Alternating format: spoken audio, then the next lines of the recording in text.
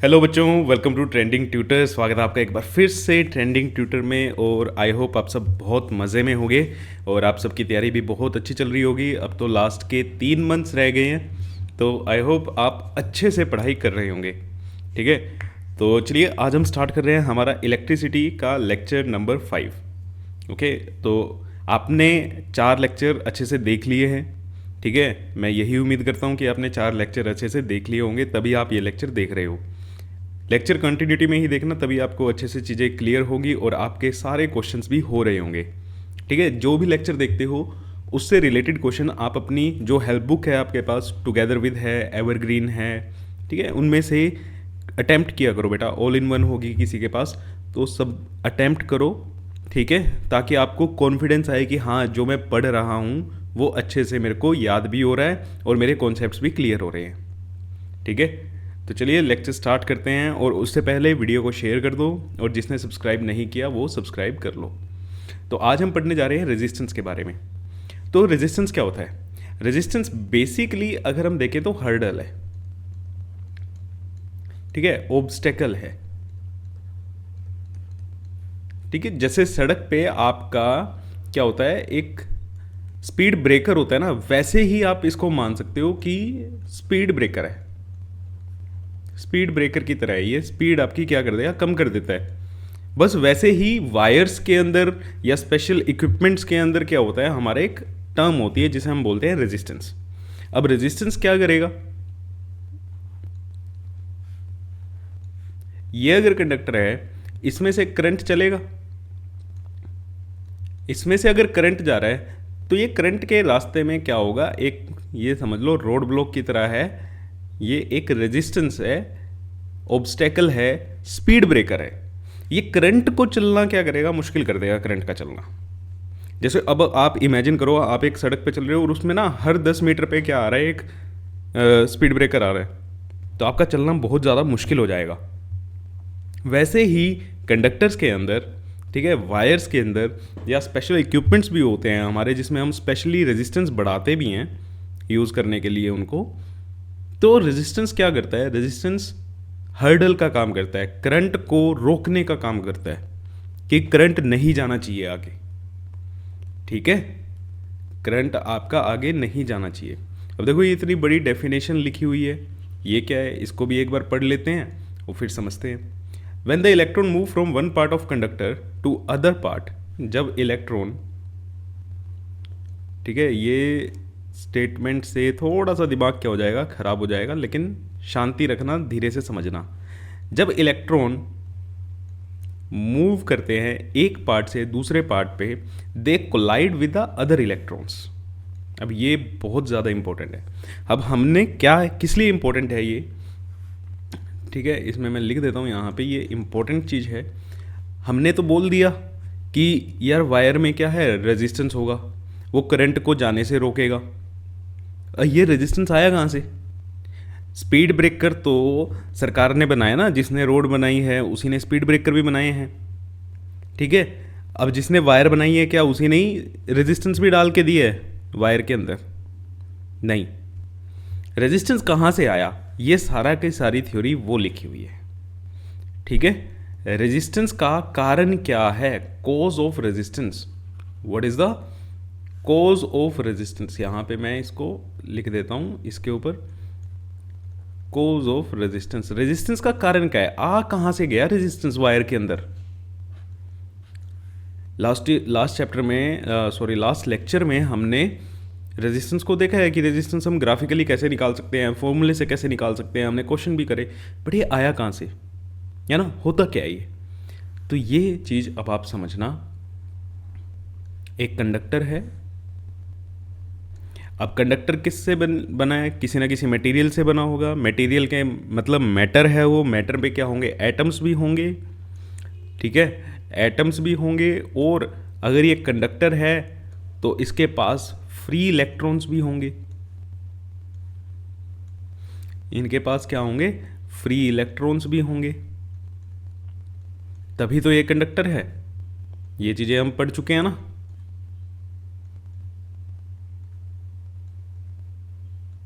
तो ये लो भाई, अब क्या होता है कि अगर ये वाला चल रहा है, मान लो इधर ये चल रहा है, इसका मोशन हो रहा है, तो हो सकता है बेटा ये इससे कोलाइड कर जाए, फिर इससे टकराने के बाद ये इससे कोलाइड कर जाए, ऐसे कोलाइड करे। अब ये कोलाइड जो करेगा तो इनसे ना रैंडम मोशन क्रिएट हो जाएगा। इनके कोलिजन से, इनके कोलिजन से जो ऑब्स्टेकल क्रिएट हो रही है, अब इलेक्ट्रॉन्स क्या करेंगे, अब करंट कैसे चलेगा, करंट कैसे चलेगा, अगर हमने इधर करंट चलाया है, ठीक है, इलेक्ट्रॉन इधर चलाया तो करंट इधर चलेगा।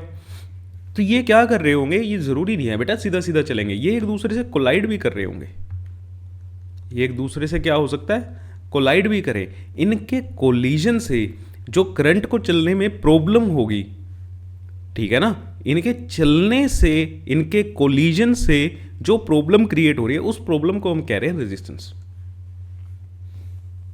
बात समझ आई?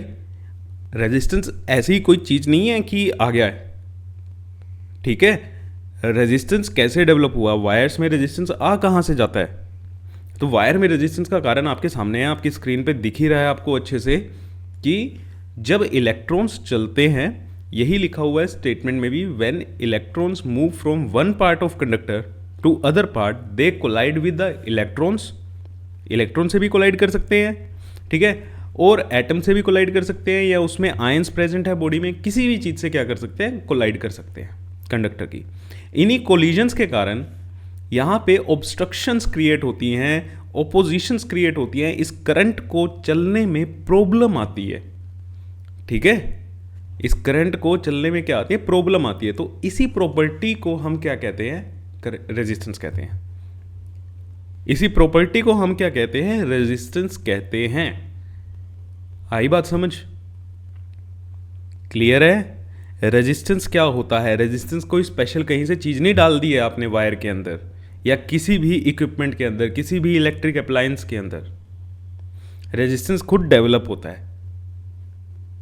तो आपसे अगर पूछा जाए ना, what is the cause of resistance, resistance आया कहाँ से, तो भैया रेजिस्टेंस कोई स्पेशल नहीं आता कहीं से। वायर के अंदर जो इलेक्ट्रॉन्स मूव कर रहे होते हैं, वो जब कोलाइड करते हैं, उनके कोलिजन के कारण जो करंट को चलने में प्रॉब्लम हुई है, बस उसी को हम रेजिस्टेंस कहते हैं, ठीक है।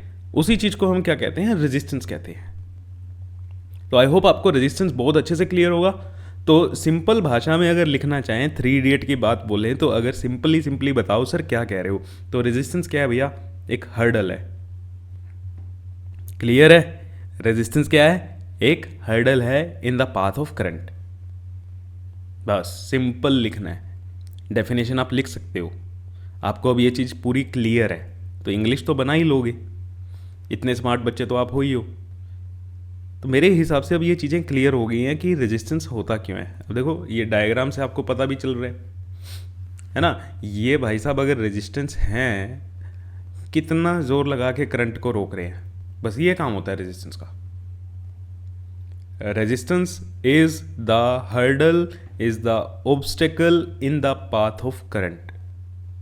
अब वोल्टेज देखो, इसको लात मार के क्या कर रहे हैं, आगे भेज रहा है, ठीक है। ये देखो अब फर्क है, ये करंट है, ठीक है, ये करंट है। आपको कैसे पता चल रहा है, हेयर कलर अलग है ना, पैंट का कलर भी अलग है, ये वोल्टेज है, ये पोटेंशियल डिफरेंस है।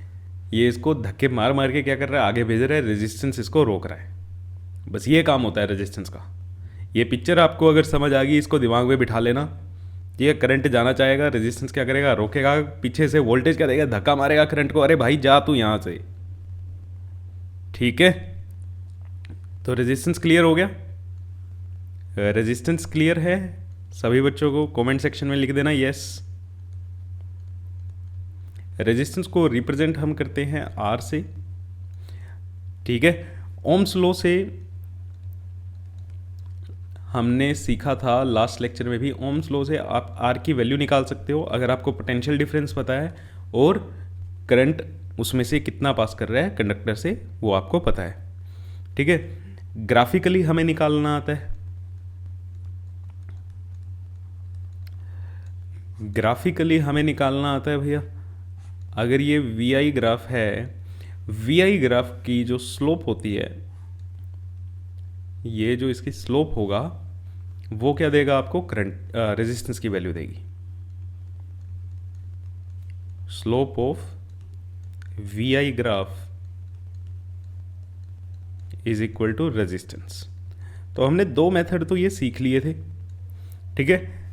एक ये फॉर्मूले से भी हमने सीख लिया था, अगर पोटेंशियल डिफरेंस दिया है और करंट दिया है तो आप रेजिस्टेंस निकाल सकते हो ओम्स लॉ से। ग्राफिकली आपको कैसे निकालना है, अगर वी आई ग्राफ दिया है उसका स्लोप निकालो। स्लोप का मतलब क्या था बेटा, टेन थीटा, ठीक है। स्लोप का मतलब क्या था, टेन थीटा।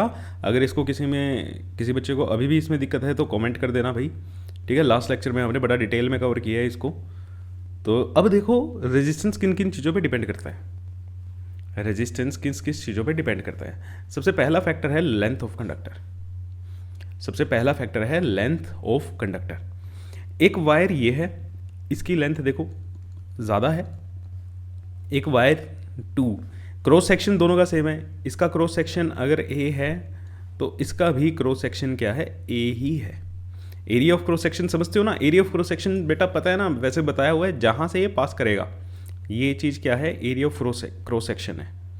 मैंने आपको पानी वाला एग्जांपल भी दिया था, अगर आप गार्डनिंग कर रहे हो या पाइप से आपने टैप पे पाइप लगाई हुई है, जहाँ से पानी निकल रहा है पाइप में से, जिस एरिया में से पानी निकल रहा है वो क्या होता है, area of cross section.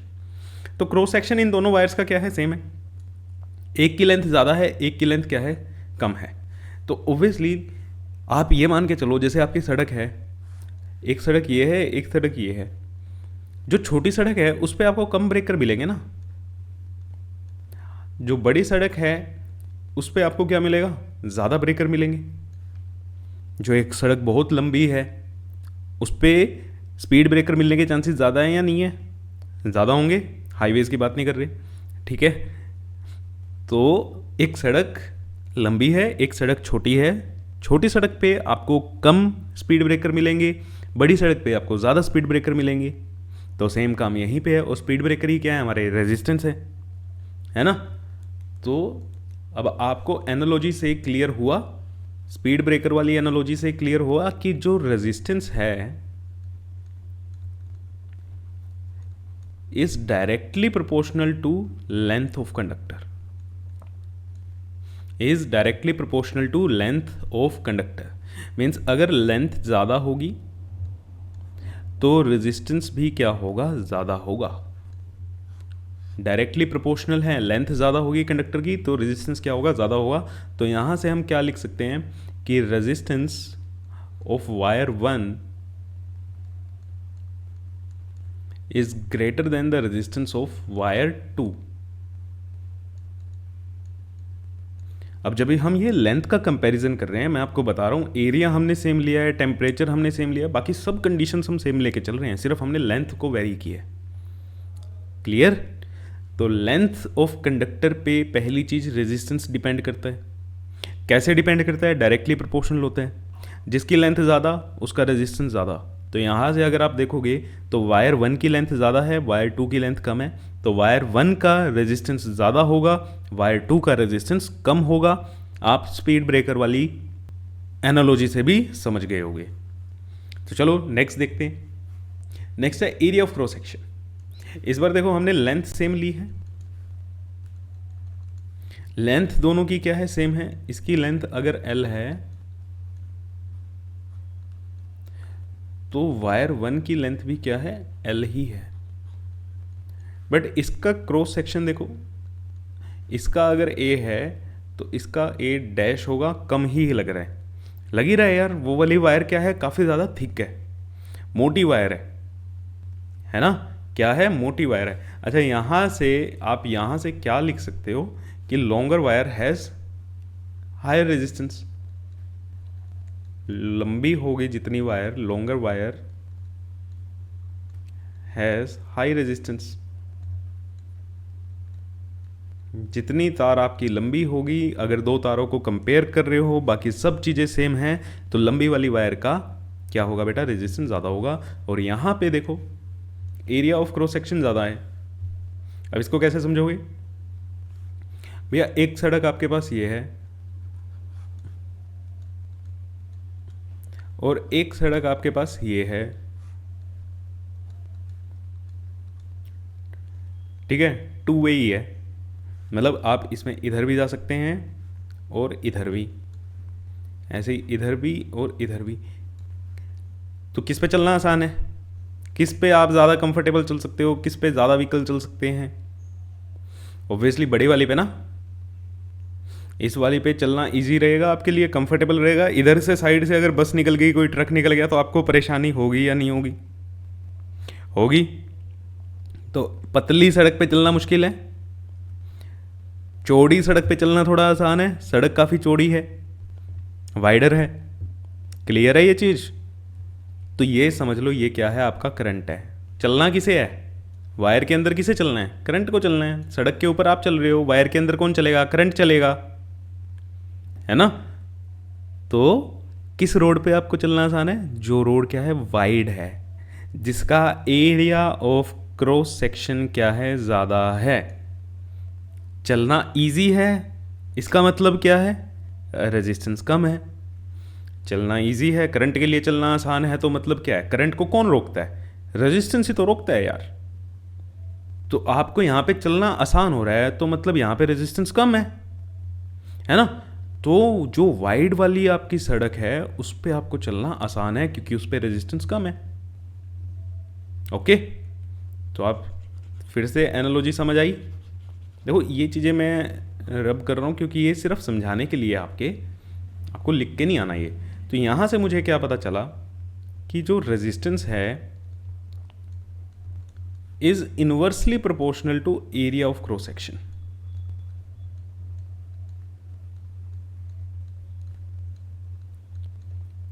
Resistance is inversely proportional to area of cross section. तो मतलब एरिया जितना ज़्यादा होगा, एरिया अगर ज़्यादा है, रेजिस्टेंस क्या होगा? कम होगा। रेजिस्टेंस क्या होगा? कम होगा। तो एरिया किसका ज़्यादा है? वायर वन का। तो वायर वन का रेजिस्टेंस क्या होगा? कम होगा। तो resistance of wire one is less than resistance of wire two. Second वाली वायर का रेजिस्टेंस क्या होगा? ज़्यादा होगा, क्योंकि वो क्या है, क्या चीज़ है भाई? वो थिक नहीं है, थिन है। ठीक है, तो यहां से आप क्या समझते हो? Thin wire has high resistance,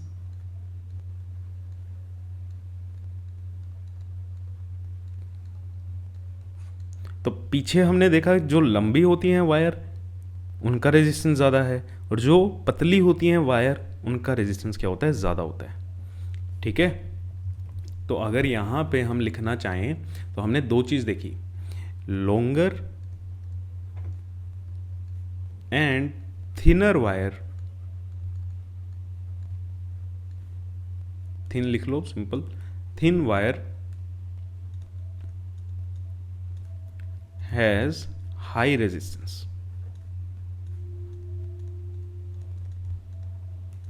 जो वायर पतली है और लंबी है उसका रेजिस्टेंस क्या होगा? ज़्यादा होगा। शॉर्टर, ठीक है, शॉर्टर, यहाँ पे छोटी वाली वायर थी उसका रेजिस्टेंस कम था, उसका रेजिस्टेंस क्या था? कम था। तो shorter and thick wire, short and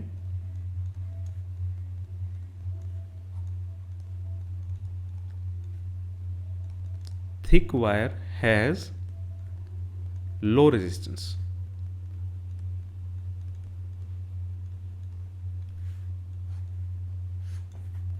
means एक ये बात हो रही है,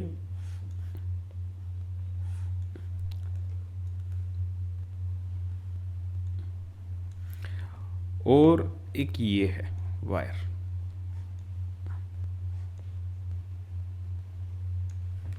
जो छोटी है, ठीक है, लेंथ कम, रेजिस्टेंस कम। लेंथ कम तो रेजिस्टेंस भी कम, एरिया ज़्यादा, रेजिस्टेंस कम। तो यहाँ पे वो दोनों चीज़ें लग रही हैं। यहाँ पे लेंथ ज़्यादा है तो रेजिस्टेंस भी ज़्यादा है, एरिया कम है तो रेजिस्टेंस भी क्या है? ज़्यादा है। तो ये बहुत इंपॉर्टेंट स्लाइड बन गई आपके लिए कि जो पतली वायर होती हैं, लंबी और पतली वायर जो होती हैं उनका रेजिस्टेंस ज़्यादा होता है, छोटी और मोटी वायर का रेजिस्टेंस क्या होता है, कम होता है। छोटी और मोटी वायर का रेजिस्टेंस क्या होता है, कम होता है। क्लियर है ये चीज़?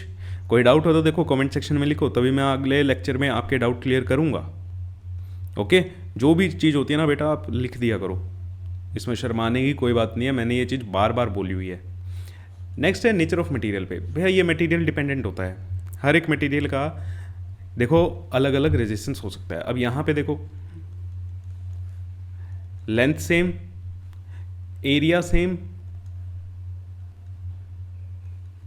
ठीक है, लेंथ सेम है, एरिया सेम है। एक आयरन की है, एक कॉपर की है, एक आयरन की है और एक कॉपर की है, ठीक है। तो आयरन का रेजिस्टेंस क्या होता है, ज़्यादा होता है। रेजिस्टेंस ऑफ आयरन, आयरन वाली जो वायर है उसका रेजिस्टेंस ज़्यादा होगा कॉपर वाली वायर से। अब सर ये आपको पता है, हमें कैसे पता चलेगा?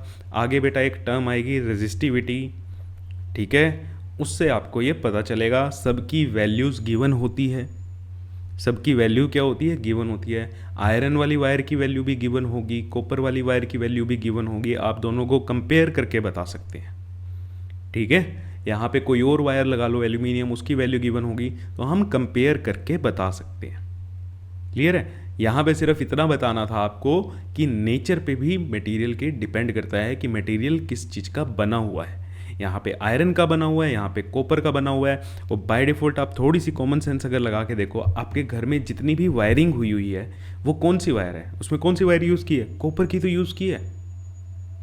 उसमें कौन सी वायर्स यूज़ की हैं, कॉपर की वायर यूज़ की है। आयरन की वायर थोड़ी, लोहे की तार थोड़ी यूज़ की है ना। आपकी वायर अगर आपको देखनी है, कोई भी वायर का पीस ले लो, उस पर जो पीवीसी वाली कोटिंग होती है, रेड ब्लैक ब्लू ये जो कलर होते हैं, ये पीवीसी कोटिंग होती है। इसको उतारो, अंदर से देखना आप क्या निकलेगी, आपकी तांबे की कलर की, कॉपर कलर की क्या निकलेगी, वायर निकलेगी। वो कॉपर की तो है, ब्राउन सी जो वायर निकलती है, ठीक है। तो नेचर ऑफ मटेरियल पे क्या करता है, डिपेंड करता है। नेक्स्ट है आपका टेम्परेचर। टेम्परेचर पे भी क्या करता है, रेजिस्टेंस डिपेंड करता है। और ये आपके सिलेबस में नहीं है, सिर्फ ध्यान रखना है कि आपको टेम्परेचर पे डिपेंड करता है। कैसे करता है? आप टेम्परेचर बढ़ाओगे, टेम्परेचर अगर आप बढ़ाओगे तो रेजिस्टेंस क्या हो जाएगा, बढ़ जाएगा। अब इसका मैं समझा दूंगा आपको कैसे है, बट इसका न्यूमेरिकल पर्पस आपके सिलेबस में नहीं है, ठीक है। न्यूमेरिकल पर्पस जो है इसका वो आपके सिलेबस में नहीं है, सिर्फ थ्योरी है। याद रखना, रेजिस्टेंस टेम्परेचर पे डिपेंड करता है। कैसे करता है? डायरेक्टली प्रोपोर्शनल है। टेम्परेचर बढ़ाओगे रेजिस्टेंस बढ़ेगा। अब क्यों होता है ये थोड़ा सा अगर आपको समझना है तो यहाँ पे समझो। ये अगर आपका कोई कंडक्टर है, इसमें एटम्स भी होंगे, आयंस भी हो सकते हैं, इलेक्ट्रॉन्स तो होंगे ही, फ्री इलेक्ट्रॉन्स तो होंगे ही सर, है ना, कंडक्टर है। तो यहाँ पे जो फ्री इलेक्ट्रॉन्स हैं, अगर आप इसको क्या कर दो, नीचे से गर्म कर दो, ठीक है। आपने इसको क्या किया, हीट अप कर दिया। हीट अप करने से इसका क्या होगा, टेम्परेचर बढ़ेगा। अब टेम्परेचर बढ़ेगा, टेम्परेचर बढ़ने से क्या होगा, काइनेटिक एनर्जी बढ़ जाएगी। अब ये जो है ना इलेक्ट्रॉन्स, ये बहुत तेजी से जाएंगे, ठीक है, इनकी काइनेटिक एनर्जी बढ़ गई। पॉपकॉर्न वाला एग्जांपल लेके देखो, आपने पैन में, ठीक है, पॉपकॉर्न बनाने हैं आपको, पैन में एक्टू के आप पॉपकॉर्न लेके आए, आपने पैकेट खोला, वो डाल दिया, आपने गैस ऑन नहीं की, आपने गैस ऑन नहीं की अभी तक, तो वो क्या है, वो शांत पड़े हैं, वो कर्नल्स जो हैं, ठीक है, कॉर्न के, वो शांत पड़े हैं, है ना। जैसे ही आपने नीचे से गैस ऑन कर दी, उनका टेम्परेचर बढ़ा, टेम्परेचर बढ़ा तो वो क्या करने लगे, पॉप आउट करने लगे, वो उड़ने लगे। अगर आप उसके ऊपर लिड नहीं लगाओगे तो आपको देखोगे वो पैन से बाहर आएंगे, है ना, वो पैन से बाहर इधर उधर गिर जाएंगे। तो सेम काम ऐसे ही, जैसे ही आपने टेम्परेचर बढ़ाया, इलेक्ट्रॉन्स पहले भी चल रहे थे, टेम्परेचर आपने बढ़ाया तो काइनेटिक एनर्जी बढ़ी, काइनेटिक एनर्जी बढ़ी तो इधर इधर, मतलब ये उल्टा सीधा मोशन करेंगे, रैंडम मोशन करेंगे, वो भी क्या होगा, इंक्रीज होगा। रैंडम मोशन इंक्रीज करने से क्या होगा, कोलिजन्स भी तो बढ़ेंगे, ये और ज़्यादा टक्कर मारेंगे, सिंपल सी बात है। अंधाधुंध चल रहे हैं अभी ये, काइनेटिक एनर्जी आपने इसकी स्पीड बढ़ा दी, अभी अंधाधुंध चल रहे हैं, है ना। तो कोलिजन्स बढ़ गए, और कोलिजन्स को ही तो हम क्या कह रहे हैं बेटा, रेजिस्टेंस कह रहे हैं। इनके कोलिजन के कारण ही तो करंट को चलने में दिक्कत आ रही है, उसी को तो हम क्या कह रहे हैं, रेजिस्टेंस कह रहे हैं। तो होता ही है, ठीक है, कि टेम्परेचर बढ़ाने से रेजिस्टेंस क्यों बढ़ जाता है, तो उसका रीज़न ये रहा आपके पास कि टेम्परेचर बढ़ाने से काइनेटिक एनर्जी क्या होती है, इलेक्ट्रॉन्स की बढ़ जाती है, उससे उनका रैंडम मोशन बढ़ जाता है, कोलिजन्स ज़्यादा होते हैं, और कोलिजन ज़्यादा होने से रेजिस्टेंस बढ़ जाता है। बस सिंपल। तो आई होप आपको क्लियर होगा कि कौन कौन से फैक्टर्स पे डिपेंड करता है रेजिस्टेंस। तो ये चारों फैक्टर आपके क्लियर हैं। रेजिस्टेंस डिपेंड्स ऑन नंबर 1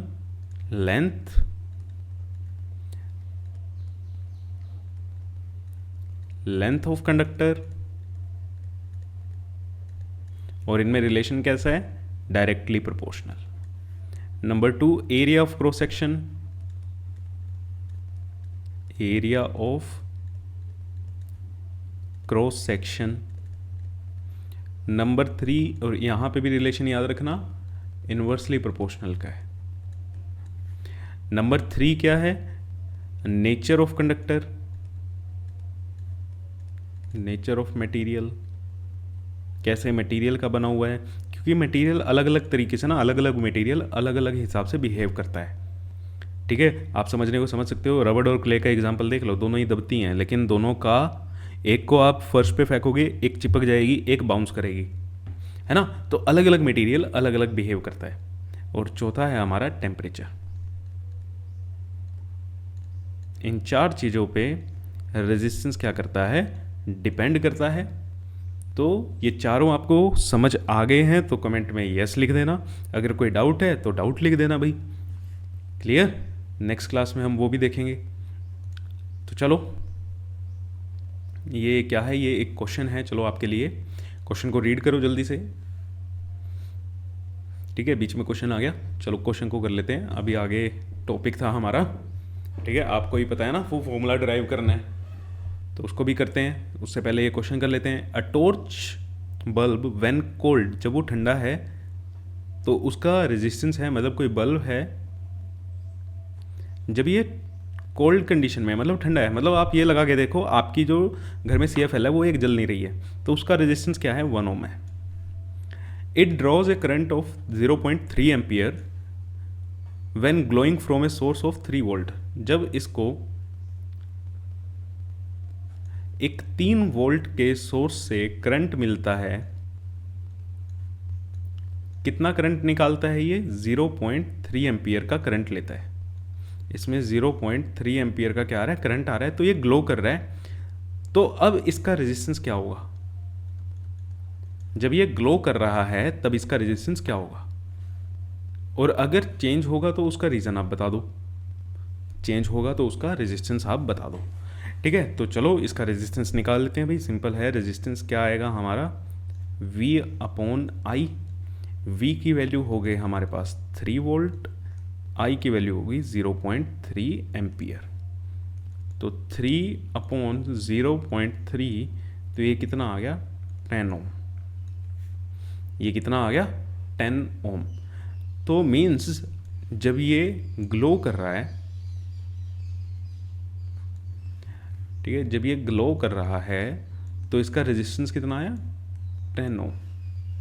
तो ये जो डिफरेंस आया, अब इसका रेजिस्टेंस क्यों बढ़ गया, इसका रीज़न क्या है, ठीक है। इसका रीज़न क्या है भैया, आपने भी ये तो एक्सपीरियंस किया ही होगा ना, जब आप कोई बल्ब जला देते हो थोड़े टाइम के बाद वो गर्म हो जाता है, ठीक है। आफ्टर ग्लोइंग जो बल्ब होगा उसका टेम्परेचर बढ़ जाएगा, वो गर्म हो जाएगा। टेम्परेचर बढ़ेगा तो रेजिस्टेंस क्या होगा, बढ़ेगा भाई। ये हमने लास्ट क्लास में, अभी लास्ट स्लाइड पे देखा ही है, टेम्परेचर बढ़ेगा तो रेजिस्टेंस बढ़ेगा। तो बस यही रीज़न है कि इन्होंने यही पूछा था कि रेजिस्टेंस कैलकुलेट करना है, वो हमने कैलकुलेट कर दिया। 10 ओम आया है। और 10 ओम आने का रीज़न क्या है, जब भैया नहीं जल रहा था तब तो 1 ओम था रेजिस्टेंस, तो जब जल रहा है तब 10 ओम है रेजिस्टेंस। रेजिस्टेंस क्यों बढ़ा, क्योंकि जब आपने जलाया तो उसका टेम्परेचर बढ़ा, टेम्परेचर बढ़ा तो उसका रेजिस्टेंस भी बढ़ गया। ठीक है, तो क्वेश्चन बढ़िया था, आपको इससे सीखने को भी मिला होगा। तो चलो नेक्स्ट एक टर्म आती है रेजिस्टिविटी या स्पेसिफिक रेजिस्टेंस। डेफिनेशन मत पढ़ो अभी, अब देखते हैं हम इसको होता क्या है। इसका सिंबल होता है रो, इसको ऐसे बनाते हैं, इसको हम बोलते हैं रो, RHO, रो। अब देखो ये होता क्या है, ध्यान से देखना। अभी हमने पढ़ा था कि रेजिस्टेंस जो है वो डायरेक्टली प्रोपोर्शनल है लेंथ के, रेजिस्टेंस जो है वो इनवर्सली प्रोपोर्शनल है एरिया ऑफ क्रॉस सेक्शन के। अगर मैं इन दोनों को क्लब कर दूं, अगर मैं इन दोनों को क्लब कर दें तो ये क्या होगा, L/A आ जाएगा, है ना। देखो RL × 1/A ऐसे आप लिखोगे तो RL/A। अब प्रोपोर्शनैलिटी के साइन को जब भी आप इक्वल टू के साइन में कन्वर्ट करोगे तो आपको एक क्या लगाना पड़ता है, कांस्टेंट लगाना पड़ता है। ये चीज़ें हमने बात की हैं। तो यहाँ पे जो कांस्टेंट आता है वो क्या आती है, हमारी रेजिस्टिविटी। ये रो L/A, रो L/A, ये जो है इसे हम बोलते हैं रेजिस्टिविटी या फिर स्पेसिफिक रेजिस्टेंस।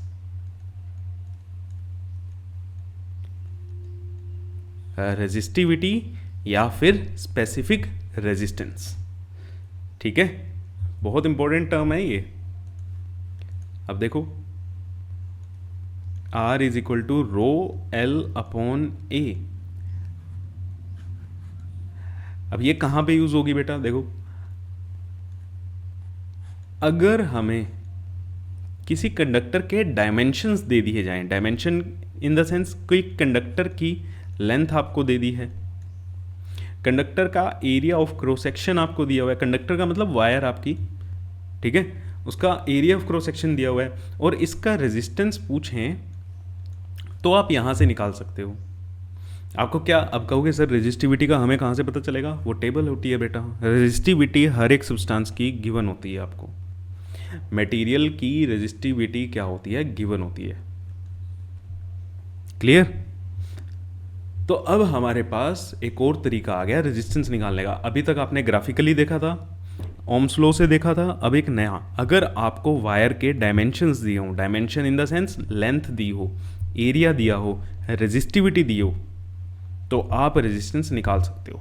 अच्छा, what is the unit of resistivity, what is the unit of resistivity, unit of resistivity. तो रेजिस्टिविटी की यूनिट कैसे निकालोगे, यार ऐसे निकाल लेते हैं, R × A/L, इन सबको उधर ले गए हम। तो R की यूनिट क्या होती है, ओम, एरिया की मीटर स्क्वायर, लेंथ की मीटर, तो 1 मीटर से मीटर कैंसिल, तो रो की यूनिट क्या आई, ओम मीटर, रो की यूनिट क्या आई, ओम मीटर। क्लियर है। अब रो की वो जो डेफिनेशन लिखी हुई थी अब पढ़ो, डेफिनेशन क्या कहती है, रेजिस्टिविटी क्या होती है, रेजिस्टिविटी उस वायर का रेजिस्टेंस होता है जिस वायर की लेंथ क्या हो, 1 मीटर हो, और एरिया ऑफ क्रॉस सेक्शन भी क्या हो, 1 मीटर स्क्वायर हो। मीन्स देखो अब R = रो RA/L। अगर मैं एरिया भी क्या ले लूँ, 1 मीटर स्क्वायर ले लूँ, लेंथ भी क्या ले लूँ कंडक्टर की, 1 मीटर, मतलब एक ऐसी वायर लूँ जिसकी लेंथ क्या है, 1 मीटर है, और जिसका एरिया क्या है, 1 मीटर स्क्वायर है, एरिया ऑफ क्रॉस सेक्शन भी क्या है, 1 मीटर स्क्वायर है। तो ऐसी वायर का जो रेजिस्टेंस होता है वही क्या होती है, उसकी रेजिस्टिविटी भी होती है। तो R × 1/1 = रो, तो आर क्या आ गया, रो क्या आ गई, आर के बराबर आ गई। तो यही लिखा हुआ है, रेजिस्टिविटी होती क्या है, रेजिस्टिविटी 1 मीटर लंबी वायर जिसका क्रॉस सेक्शन भी क्या हो, 1 मीटर स्क्वायर हो, जो उसका रेजिस्टेंस होता है वही उसकी रेजिस्टिविटी होती है। क्लियर, डिफाइन करना आया कि 1 मीटर लंबी वायर जिसका क्रॉस सेक्शन भी 1 मीटर स्क्वायर का हो, तो उस वायर का जो रेजिस्टेंस होगा वही उसकी रेजिस्टिविटी भी होगी। क्लियर है। अब रेजिस्टिविटी हमें क्या बताती है, हमें ना रेजिस्टिविटी के बेसिस पे भी हम कोई मटेरियल है, कोई भी अगर मटेरियल है उसकी रेजिस्टिविटी देख के हम उसको क्लासिफाई कर सकते हैं, बेटा वो कंडक्टर होगा या इंसुलेटर होगा या फिर सेमीकंडक्टर होगा। ठीक है, कैसे कर सकते हैं, देखो यहां आ जाओ, ये आपने एक टेबल देखी होगी, ये आपने एनसीईआरटी की आपकी टेबल है। अब देखो हमने ये रिलेशन पढ़ा है, R is equal to rho L upon A। अगर हम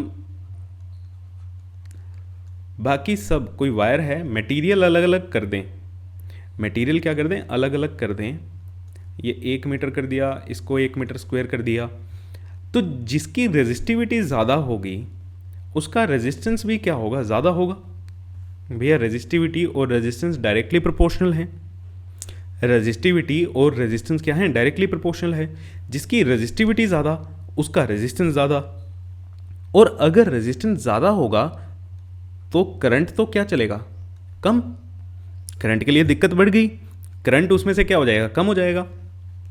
V is equal to I R होता है, तो I इज इन्वर्सली प्रोपोर्शनल है R के, तो करंट कम हो गया। करंट कम हुआ मतलब एक ऐसी वायर है जिसमें से करंट कम पास होता है, तो उसको आप क्या बोलोगे, कंडक्टर या इंसुलेटर, वो क्या होगी फिर, इंसुलेटर। तो मीन्स जिसकी रेजिस्टिविटी ज़्यादा वो क्या है, इंसुलेटर है। रेजिस्टिविटी कम होगी तो रेजिस्टेंस भी कम होगा, रेजिस्टेंस कम होगा करंट ज़्यादा जाएगा, मतलब उस वायर से करंट क्या कर रहा है, ज़्यादा पास कर रहा है, वो वायर अपने में से ज़्यादा करंट पास करने दे रही है, तो ऐसी वायर को आप क्या कहोगे, ये तो अच्छा कंडक्टर है, ये तो क्या है, एक अच्छी कंडक्टर है ना। तो रेजिस्टिविटी कम है तो क्या है, कंडक्टर। क्लियर हुआ। तो रेजिस्टिविटी ज़्यादा तो मटेरियल क्या होगा, इंसुलेटर होगा। रेजिस्टिविटी कम तो मटेरियल क्या होगा, कंडक्टर होगा। और अगर इन दोनों के बीच में आई तो उसको हम क्या बोल देंगे, सेमीकंडक्टर, उसको हम क्या बोल देंगे, सेमीकंडक्टर। तो देखो टेबल देखो, यहाँ पे क्या लिखा है, कंडक्टर। कंडक्टर की क्या होनी चाहिए, कम होनी चाहिए भाई। देखो कम तो है 10⁻⁻8, ये सब 10⁻⁻8 की कैटेगरी में आ रहे हैं। और इंसुलेटर देखो 10⁻14, 10⁻16, 17, इस रेंज में जा रहे हैं। कितनी ज़्यादा है रेजिस्टिविटी, रेजिस्टिविटी ज़्यादा तो इंसुलेटर। तो आपको ऐसे क्वेश्चन भी आ सकते हैं, ठीक है, कि आपको 4 वैल्यू दे देंगे रेजिस्टिविटी की, तो उनमें से बताओ कौन कंडक्टर है कौन इंसुलेटर है। तो कैसे चेक करोगे बेटा, जिसकी रेजिस्टिविटी ज़्यादा, ये बस ये याद रखो। कॉन्सेप्ट आप समझ चुके हो, नहीं समझे तो रिवाइंड कर लेना। जिसकी रेजिस्टिविटी ज़्यादा वो इंसुलेटर, जिसकी रेजिस्टिविटी कम वो कंडक्टर। देखो कंडक्टर की रेजिस्टिविटी 10⁻⁻8 की आ रही है, और यहाँ पे 10⁻14, 16, 17 इतना जा रहा है ना। तो ग्लास का देखो, ग्लास का इतना है, कॉपर का देखो, कॉपर की देखो, आयरन की देखो। अब देखो हमने पीछे एक ना नेचर ऑफ मटेरियल में हमने आयरन और कॉपर की ली थी ना, हमने बोला था आयरन का रेजिस्टेंस क्या होगा, ज़्यादा होगा। तो आयरन की वैल्यू चेक करो आप, आयरन की वैल्यू ये है, कॉपर की वैल्यू चेक करो। देखो ऑर्डर तो दोनों में 10⁻⁻8 का है और 10⁻⁻8 का है, तो यहाँ पे ये वैल्यू 10 है और ये वैल्यू क्या है, 1 है, तो 10 वाली वैल्यू ज़्यादा है।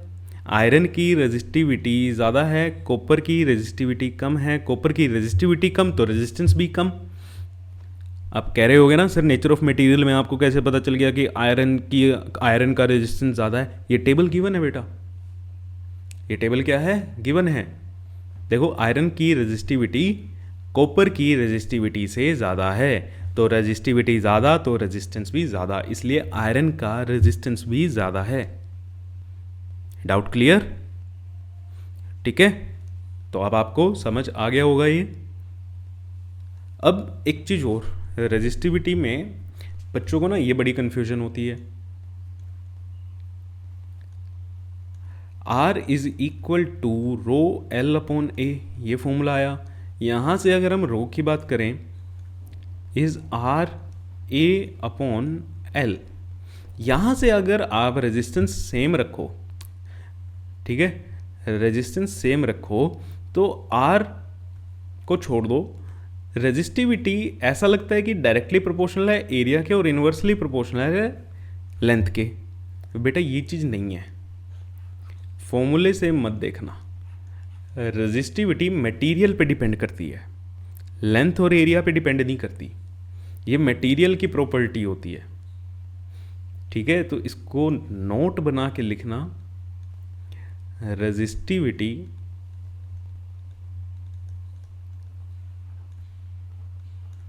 do not depend on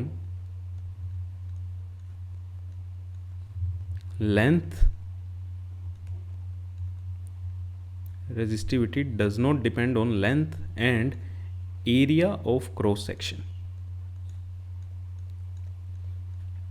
जितना बड़ा बड़ा लिख सकते हो ना अपने नोट्स में, अगर आप नोट्स बना रहे हो तो जितना बड़ा बड़ा लिख सकते हो बेटा लिख लेना, ठीक है, क्योंकि ये चीज़ बहुत ज़्यादा इंपॉर्टेंट है। अगर आप नोट्स नहीं बना रहे, यहीं से देख रहे हो, ठीक है, आप स्लाइड्स डाउनलोड कर रहे हो तो भी कोई दिक्कत नहीं है। तो रेजिस्टिविटी डिपेंड करती किस पे है? अगर ये लेंथ और एरिया पे डिपेंड नहीं कर रही तो ये किस पे डिपेंड कर रही है? सॉरी, रेजिस्टिविटी लिखना था, resistivity depends on number 1 material of conductor, number 2 temperature.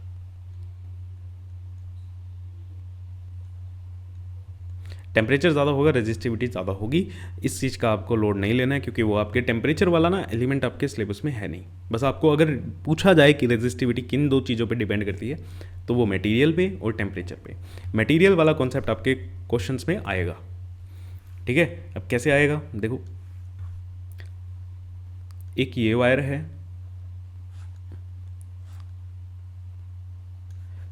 Copper की,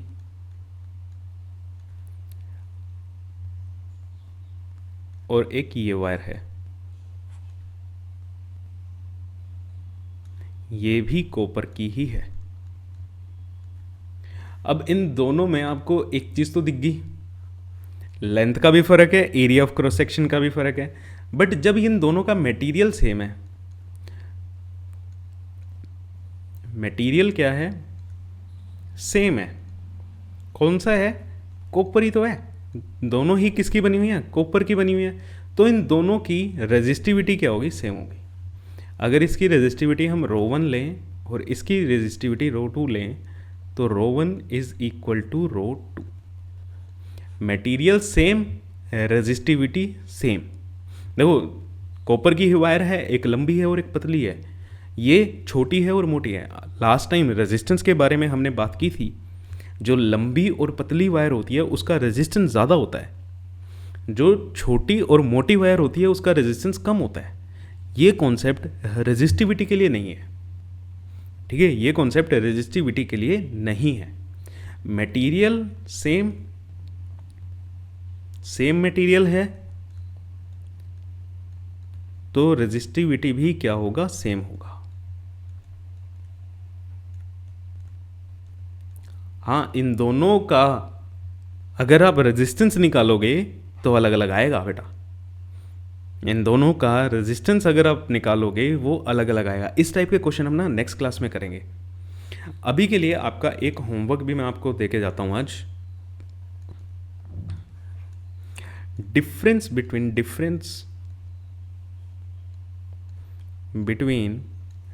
resistance and resistivity. कंपैरिजन लिख लो, डिफरेंस लिख लो, ठीक है। आप सिमिलैरिटीज़ भी बताना चाहो तो सिमिलैरिटीज़ भी बता सकते हो।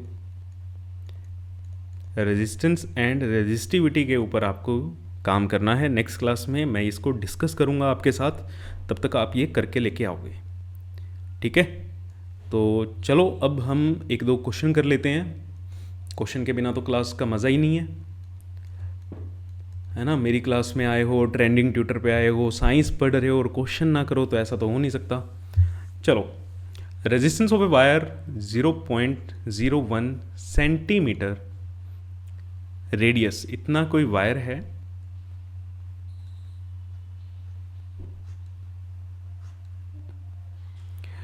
इसकी रेडियस दी हुई है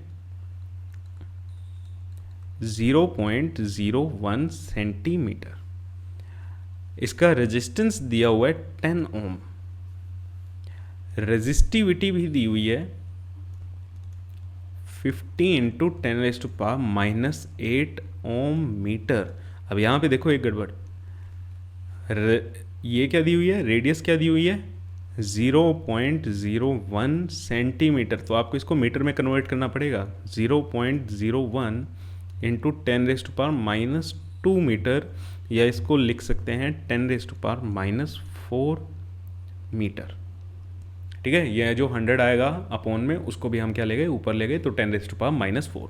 find the length of wire, तो लेंथ निकालनी है। लेंथ आप यहाँ से निकाल सकते हो बेटा, ρl/a। तो लेंथ निकालने के लिए RA/ρ, R की value 10 ohm. Area of cross section, area क्या आएगा इसका, देखो एरिया क्या है, ये सर्कल है, सर्कुलर क्रॉस सेक्शन है, तो πr², क्या आ जाएगा πr², तो पाई इंटू r², R की वैल्यू 10⁻⁻4 का स्क्वायर, अपॉन रेजिस्टिविटी क्या है 50 × 10⁻⁻8। तो ये क्या आ गया,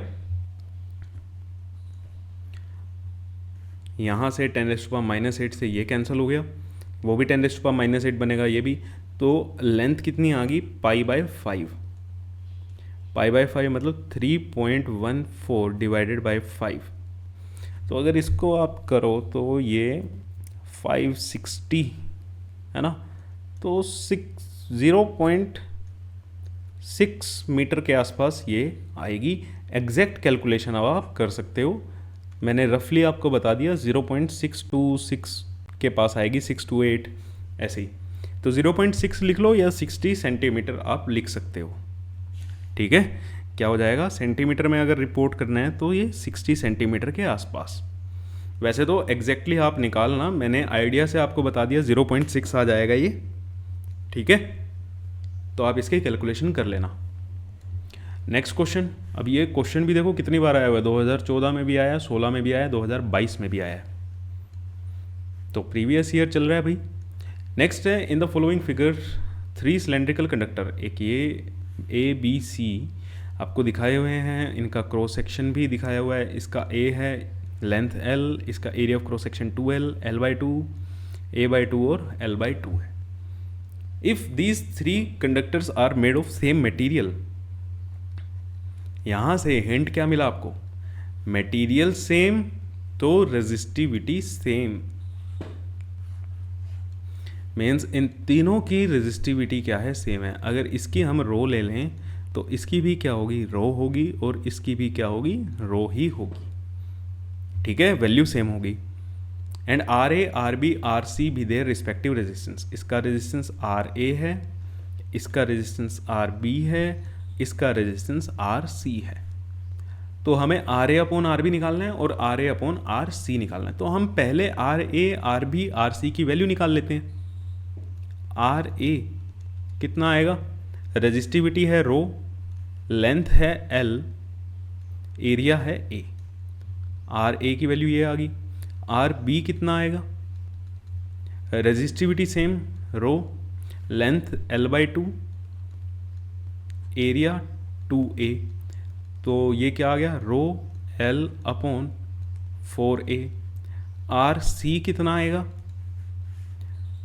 रो लेंथ है l/2, एरिया है a/2, तो ये 2 से 2 कैंसिल, तो ये कितना आ गया, रो एल अपॉन ए। तो ये तीनों चीज़ें हमारे पास आ गई। अब हम जो निकालना है वो निकाल लेते हैं, R A upon R B. तो यहाँ पे हम निकाल लेते हैं R A upon R B.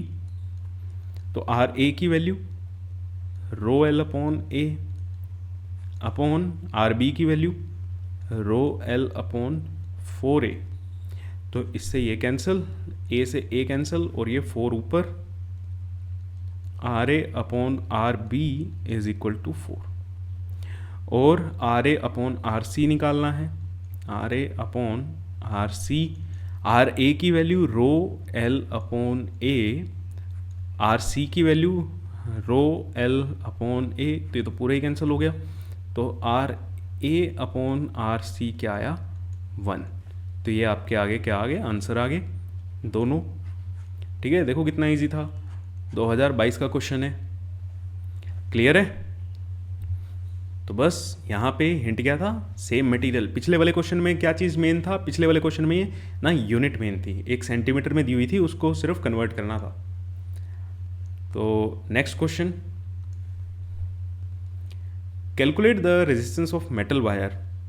Resistance निकालना है, ठीक है, आर हमें निकालना है, लेंथ दी हुई है 2 मीटर, लेंथ है 2 metre, area of cross section is 1.55 into 10⁻⁻6 metre square. Resistivity दी हुई है 2.8 इंटू 10⁻⁻8 ओम मीटर। तो सब कुछ मीटर में है, चेंज करने की कोई ज़रूरत नहीं। तो चलो इसको सोल्व कर लेते हैं। सिंपल सा क्वेश्चन है, R is equal to rho L upon A. Rho की वैल्यू 2.8 इंटू 10⁻⁻8, एल की वैल्यू 2 अपॉन 1.55 इंटू 10⁻⁻6। यही आएगा, कोई गड़बड़ तो नहीं हुई? नहीं, सेम है। तो इसको सोल्व कर लो यार, बस इसको तो सोल्व करना है, सिंपल है ना।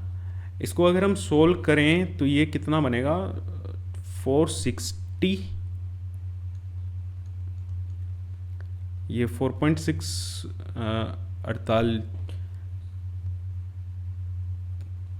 5.6 हो जाएगा ये, और ये लगभग 3 के आसपास आएगा, है ना। तो इसको आप सोल्व कर सकते हो, सोल्व करके इसका आंसर लिख लेना। सोल्व करने में इसका कोई इतना इशू नहीं है। ये 10⁻⁻6 को ऊपर ले जाओ, ठीक है, तो ये -2 रह जाएगा, और इन दोनों को सोल्व कर लेना।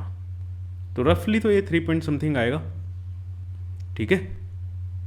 तो आज के लिए इतना ही। क्लास को शेयर कर देना, वीडियो को लाइक कर देना भाई, और चैनल को जिसने सब्सक्राइब नहीं किया है सब्सक्राइब कर लेना। नोट्स आप डाउनलोड कर ही रहे हो, अगर कोई डाउट है तो वो कमेंट सेक्शन में ज़रूर पूछो, ठीक है। तो नेक्स्ट क्लास में मिलते हैं। Thank you so much.